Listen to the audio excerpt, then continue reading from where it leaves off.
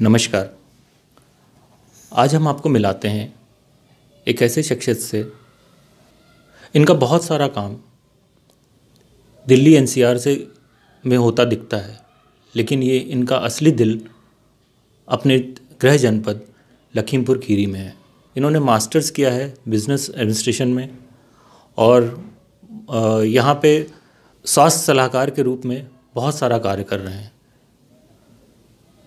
देखन में चोट लगे घाव करे गंभीर, वैसे ही हैं अपने विवेक श्रीवास्तव जी। आइए मिलते हैं विवेक श्रीवास्तव जी से। विवेक जी नमस्कार। नमस्कार जी।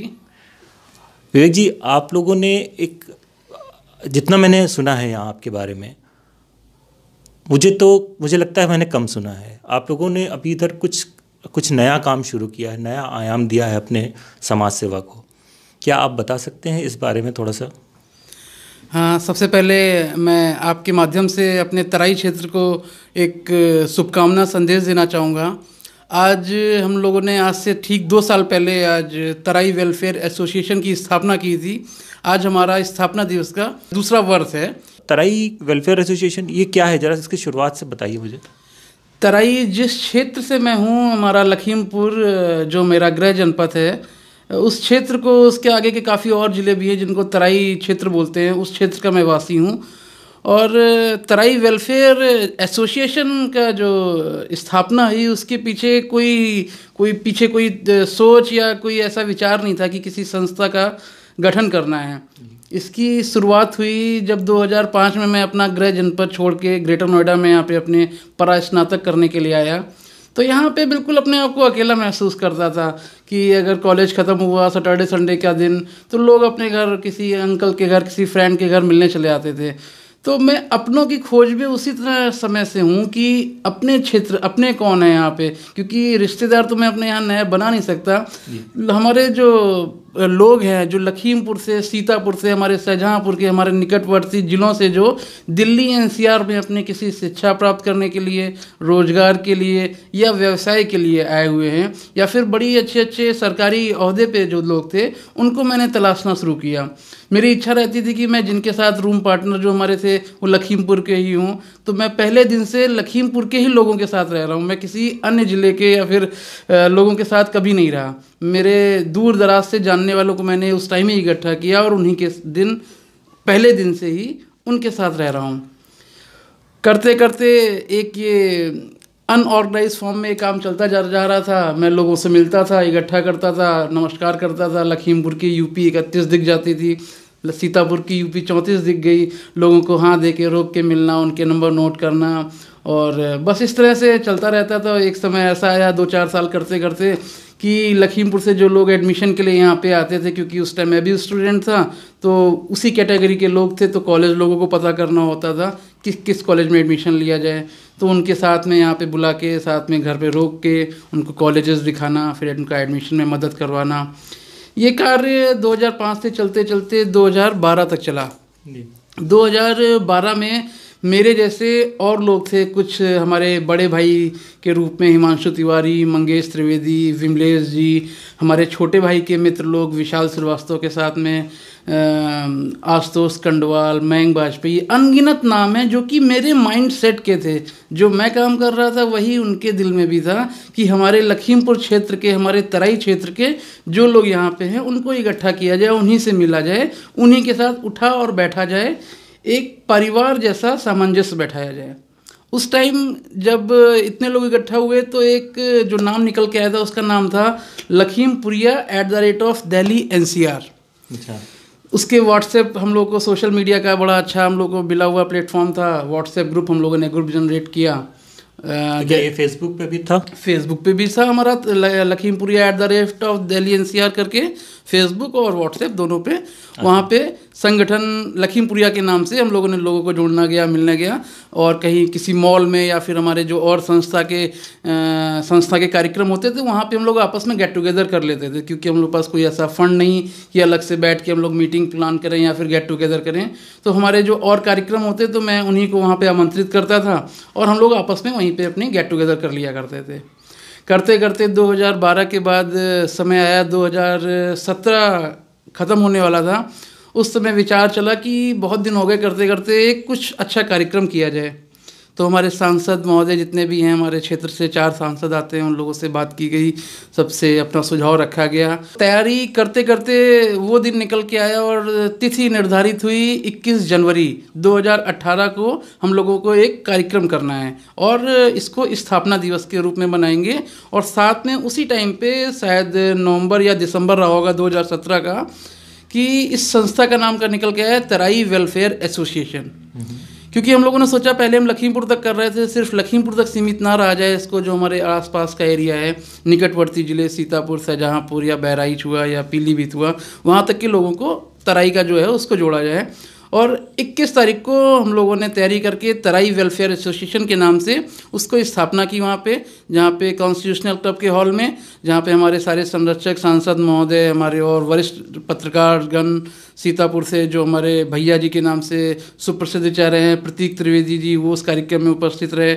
हमारे सांसद श्री रवि प्रकाश वर्मा जी, योगेश नारायण दीक्षित जी, ऐसे अनगिनत नाम थे जो पत्रकारिता से, कोई बिजनेस से, कोई फरीदाबाद में अपना बिजनेस कर रहा है, कोई सरकारी ओहदे पे बैठे हैं। वहाँ पे उस दिन करीब 200-250 लोग इकट्ठा हुए जो अलग अलग क्षेत्रों से थे और तराई क्षेत्र से थे। उस दिन 21 जनवरी को उस दिन स्थापना की और आज 18 के बाद आज हम 20 में बैठे हुए हैं। तो हम लोग 2 साल आज हम लोगों ने अपने तराई वेलफेयर एसोसिएशन के पूरे किए हैं।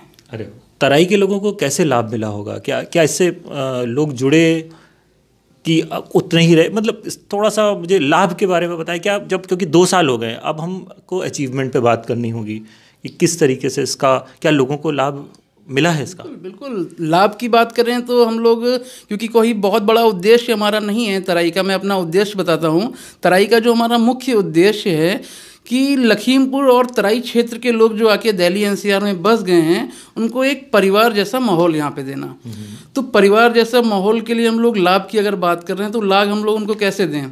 हम लोग होली दिवाली जब यहाँ से जाते हैं तो गाड़ी में हमारे पास 2 लोग जाने वाले हैं, बस में टिकट नहीं है, 2 को हम लोग और साथ में बैठा के लेके जाते हैं। अरे वाह।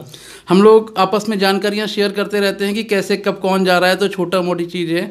पिछले हफ्ते का ही मैं आपको एग्जांपल शेयर करूँगा कि हमारे एक मित्र की माताजी लखीमपुर से आनी थी दिल्ली, उन्होंने ग्रुप में मैसेज किया क्या लखीमपुर से कोई क्या दिल्ली आ रहा है इधर, और विशाल श्रीवास्तव जी हमारे छोटे भाई हैं, उन्हीं ने कहा कि मैं आ रहा हूँ, और उनकी माताजी को अपने माताजी की तरह साथ में बैठा के लाए, और जब तक वो बस अड्डे पे उनके वो आ नहीं गए, उनकी गाड़ी में बैठा नहीं दिया, तब तक वो वहीं पे रहे।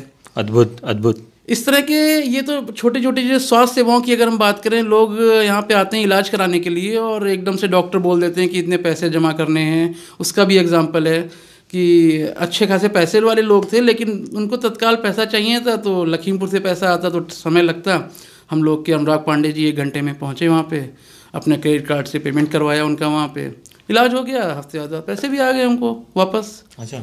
इसके अलावा लोगों को खून की ज़रूरत पड़ती है, खून अगर तत्काल चाहिए तो हमेशा अक्सर हमारी इतने युवा साथी हैं कि एक आवाज़ पे 2-2, 4-4, 5-5 लोग पहुँच ही जाते हैं। सबकी अलग अलग व्यवस्थाएं होती हैं, लेकिन ज़रूरतें सबकी पूरी होती रहती हैं, स्वास्थ्य सेवाओं से लेके। इसके अलावा जॉब की कभी ज़रूरत पड़ती है तो हम लोग आपस में एक दूसरे की मदद करते हैं। किसी को और अपना एजुकेशन आगे करना है, वो उसके बारे में हम लोग आपस में शेयर करते रहते हैं कि क्या करना चाहिए क्या नहीं। तो हम लोग का क्योंकि कोई राजनीतिक उद्देश्य नहीं है, हम लोग का उद्देश्य यही है कि एक पारिवारिक सामंजस्य बैठाना यहाँ पे। यही लाभ है हमारे सब लोगों को, लोग बराबर जुड़ते जा रहे हैं और कारवां बढ़ता जा रहा है। अरे वाह।